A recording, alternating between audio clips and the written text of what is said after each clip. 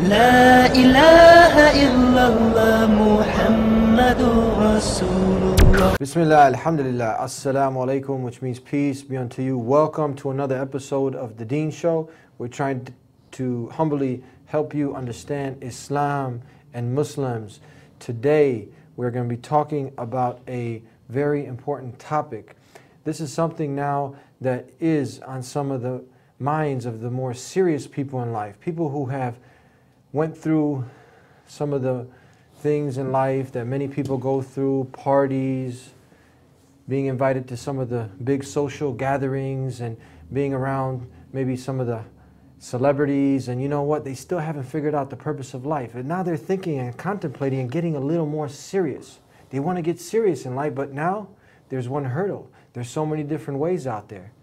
You got Tom Cruise calling you to Scientology. You got these people calling you to Christianity and Buddhism and this ism and that ism. How do you know which is the correct way, the religion, the way of life, the system that God Almighty wants you to live? We're going to be talking about that when we come back here on The Deen Show. You don't go nowhere. Deen. Allah, there's only one God and Muhammad is his messenger. Allah, La ilaha illallah. Allah, there's only one God and Jesus was his messenger. Allah, La ilaha illallah. I don't know why I did that. Maybe it's just to break the ice. Assalamu alaikum. Alaikum assalam. How you doing, brother? Very good, very good. You heard me introduce it. Yes. And I introduced you in another show, so we're not going to waste a lot of time there. You are from the Baina Institute. You know the Arabic? That's the original language that the Quran was revealed in. You know how to speak it? I'm a student of it, yes. Assalamu alaikum. Wa alaikum assalam. Okay, you know some Arabic. We're good. No. Okay, look, we're breaking a little bit of the ice, but this is serious. The guy's been to all the clubs, he's had all the girls, but he sees there's something missing, there's a void. She's been hustled and she's made a little money and she's sick of being used and abused and all this stuff, and people are ready to get serious. Yeah. You know what? But there's a lot of things out there, a lot of confusion for some people. How do they find out what is, they're smart enough to know, look, that there is a creator, but how is it that there's so many different ways, and which is the correct one? Talk to us. First, let's walk through the thought process of someone who comes to the right conclusions. They already recognize that this world was not created without a purpose. That, you know, the intricate creation of even ourselves, down to our very fingertips, is something very profound and amazing. So it couldn't be that this has been designed without an agenda, a cause, a purpose. No way. They acknowledge that there's a creator who designed this in such perfection. And any decent human being, one characteristic of decency is gratitude. When somebody does you a favor, it's human decency that you want to thank them. It would be very indecent and inappropriate of you that you had a flat tire, somebody came and helped you out, and you just turned the other way and walked away.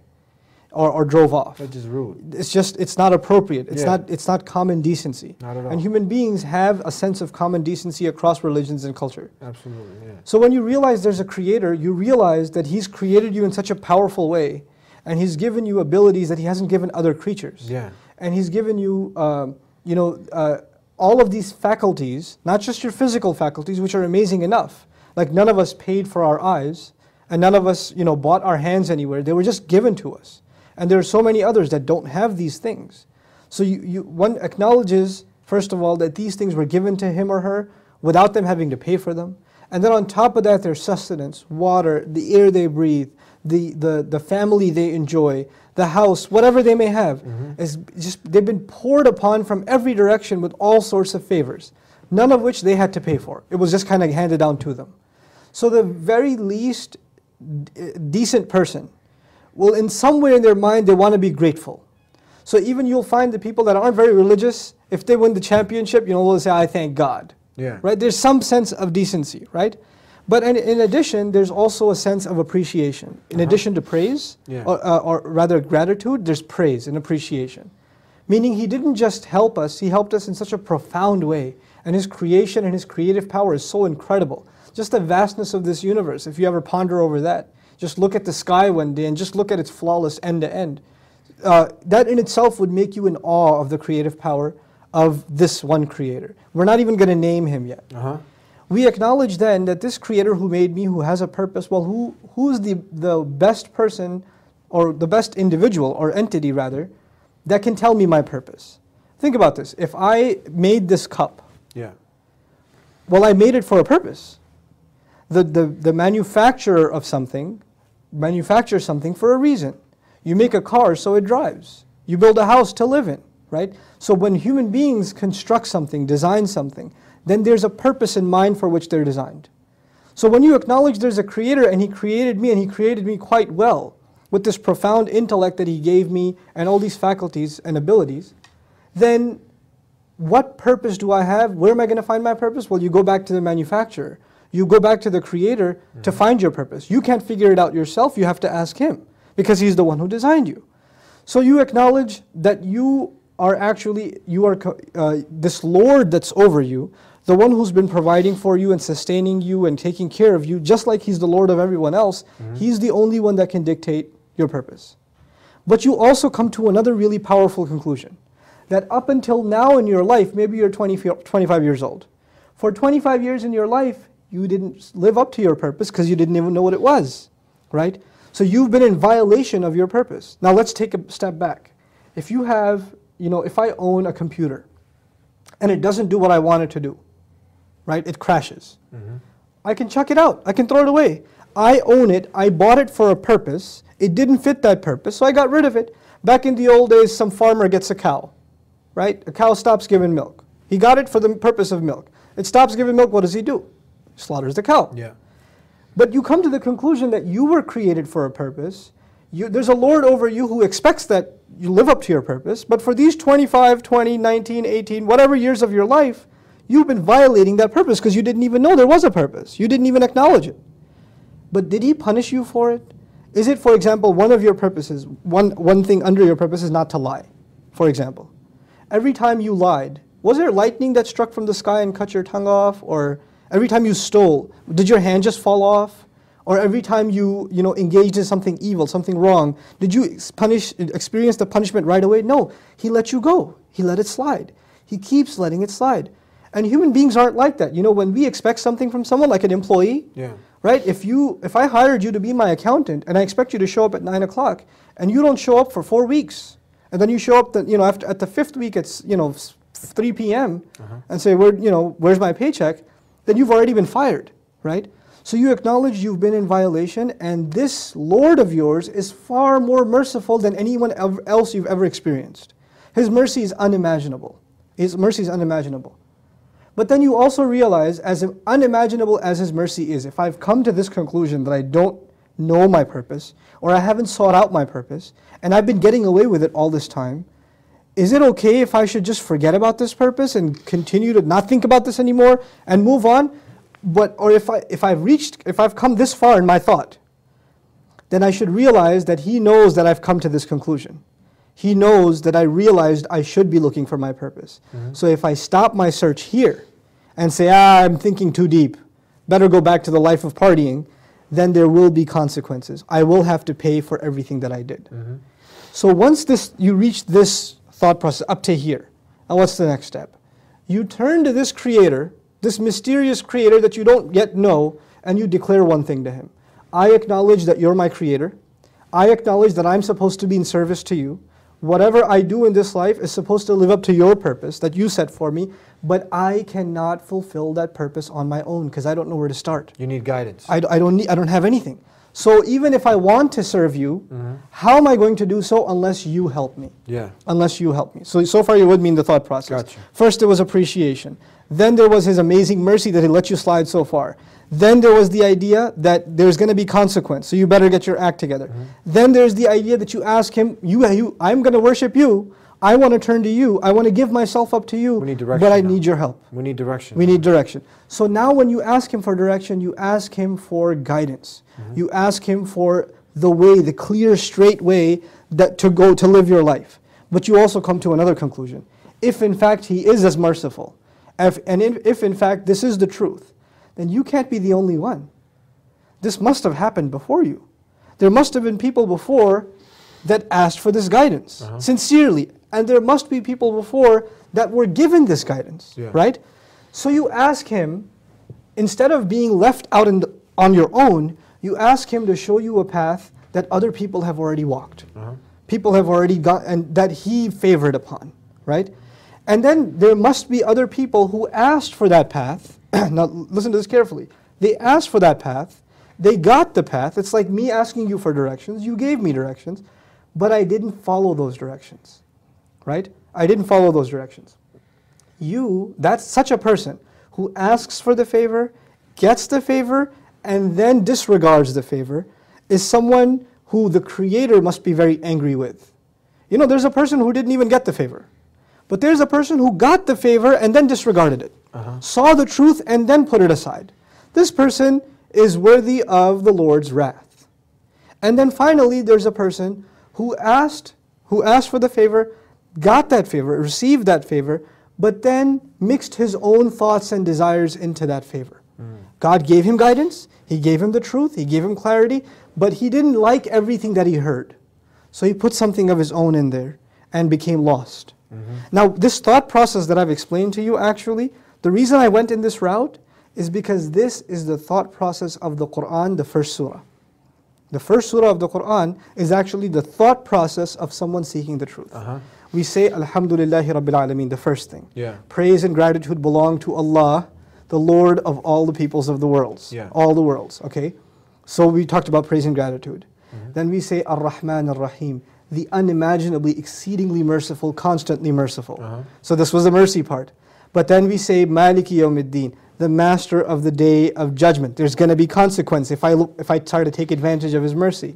Then we talked about you reaching the conclusion you want to worship Him. Iyaka na'budu, we worship only you. But we can't worship Him ourselves, we need help. So Iyaka nasta'inu, we seek your help. We seek your help. What help specifically do we seek? Guide us. So what's the next ayah? Ihdina sirat al-mustaqim, guide us to and along the straight path. Then we said, this path must not be us alone. There are people that have gone down this road before. So we asked to find the road of those who have succeeded before us, the path of those who you favored, not those who earned your wrath, not those who went astray. Right? So this thought process is what we are asking people to consider. It's universal. I didn't take you to the Qur'an first. I showed you the logic of that path first, right? Once you understand this path, nothing I have said is directly saying accept Islam. All we're saying is be sincere to the Creator, be grateful to Him, accept Him as your Lord, ask Him to show you the path sincerely, and ask Him to show you those who walked down this path before and succeeded, and keep you away from those who walked down this path but then got lost, then went astray, or earned God's wrath, earned Allah's wrath, right? Now for people who are seeking this truth, what is the measuring stick? The first measure is your own conscience. That's the first measure. The second measure is, if in fact it is from God, then it has to meet one primary standard. And that primary standard is, there can be no one between me and the worship of that one true God. Nobody in the middle. Nobody in the middle. There can be those who show me that path. But I'm not going to worship these people that are showing me the path. I'm only going to take their teachings to get to the path, because they may be the ones Allah favored. Just like I asked to show me some role models, some guides. So these are people that are role models, not ones to be worshipped, but rather to be looked at as role models, as guides. So this sincere attitude, this measuring stick, with this standard, when you try to seek a path, and you try to filter out what is it that's out there, what are the things that people are calling towards, and you find, and then in that quest, when we ask you humbly to consider, just sincerely look at Islam, sincerely look at the Qur'an. What is it asking you to do? What is it asking you for? What is it demanding from people? You will find it's essentially saying one thing: we created you for a purpose, right? And Allah says, وَمَا خَلَقْتُ الْجِنَّ وَالْإِنسَ إِلَّا لِيَعْبُدُونَ. We didn't create jinn or human beings except that they should worship me. What's the we here? When you say we, so people are. Well, actually, in that specific ayah, it's I. Actually, خَلَقْتُ, I didn't create. But in the Qur'an, we is used as a royal we. What that means is... It's not some people might think, because they might come over from a Christian background and they say Trinity, does it have anything to do with... No, to understand that better, in the Qur'an, when God is exceptionally merciful or angry, he says I. Put the analogy, even though there's no parallel to Allah, but in language, if you think of a king, right? A king normally speaks of himself in royal terms. We have declared, this is our land. I see. You know? So and come and kneel before us, right? So the king speaks of himself in royal terms, and this is very true in Semitic culture. Arabic is a Semitic language. But when the king is exceptionally angry, like some guy comes up to him and talks to him in a disrespectful way, you dare speak to me like this? He goes from we to what? Me, right? So the singular I is used in the Quran in cases of anger, and also in cases of mercy. But whenever Allah is talking about His royalty, His majesty, His kingship, His dominion, His provision, these grand things, then you will find the word we. So it's not in the literal sense, it's in the sense of royalty. And the other proof that it's not literally we is that the Quran uses the word He for God. Huwa, He. But there's no mention of they. You see, I and we is first person, right? But He is third person. So if this was truly plural, we would find plural in the third person too. Okay, so this is the one God, not the three-in-one God, absolutely one God who created all of us. And this is the God that we need to ask for guidance, as you were saying. Absolutely. How do we get people to see the urgency of this? Some people say, you know what, I'll wait until I'm 40, 50, when I get a little gray hair. I still got some time. I want to chase the girls. I want to, look good for the boys. I want to hang out. Is this a good thing that people are doing? Delaying? We'll be right back. You have to pray as if everything depends on Allah, and it does. But you must work as if everything depends on you, and it doesn't. That's my point. You see what I'm saying, man? And I don't like that. I don't like us sitting here. What are you waiting for? What are we waiting for right now? What are we waiting for all these people to come to Islam? What are we waiting for? What are we waiting for right now? When they're going to come? They're going to come. Allah going to bring these people. Allah subhanahu wa ta'ala put in our hand the ability to do it. Now do your job.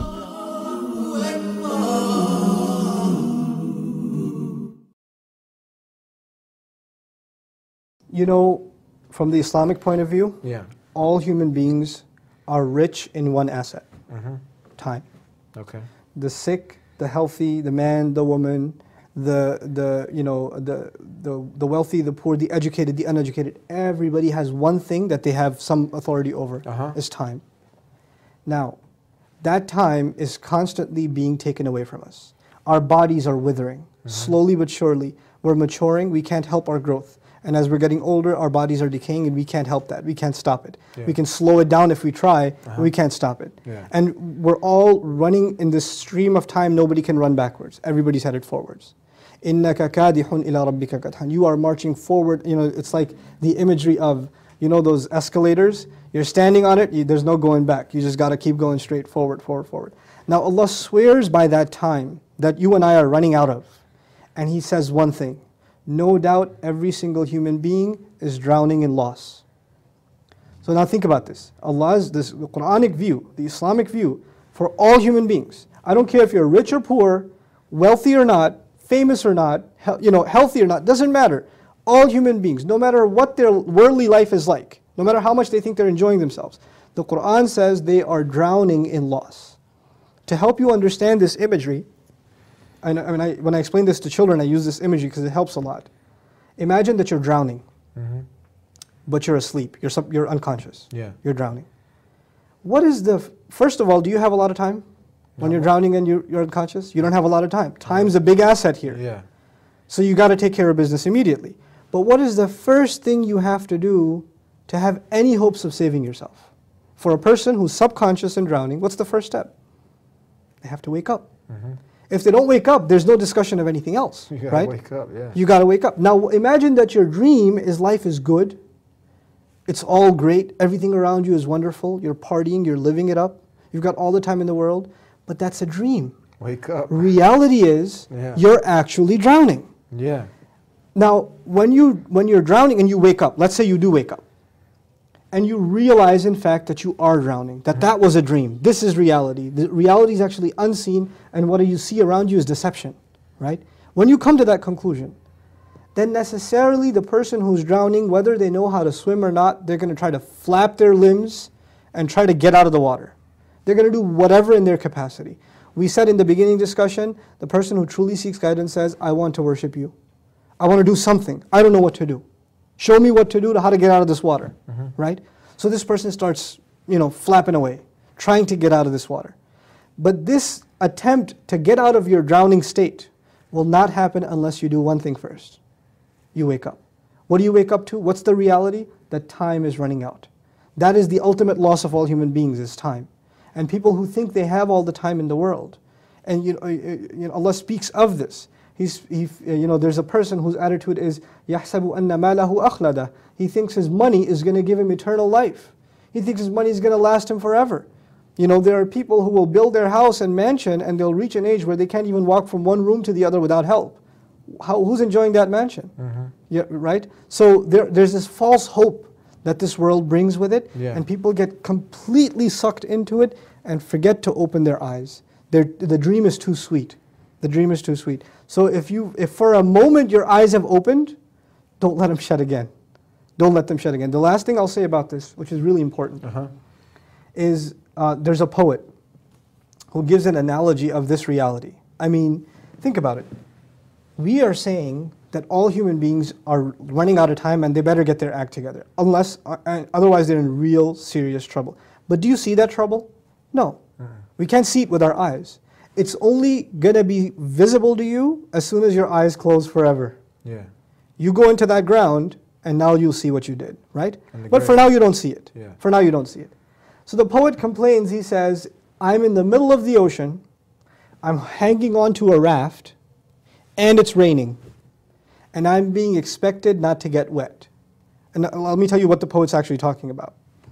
The poet is talking about us living in this world. As soon as you step out of your house, as soon as you flip on the TV or surf the web, there are things that you're bombarded with that you want.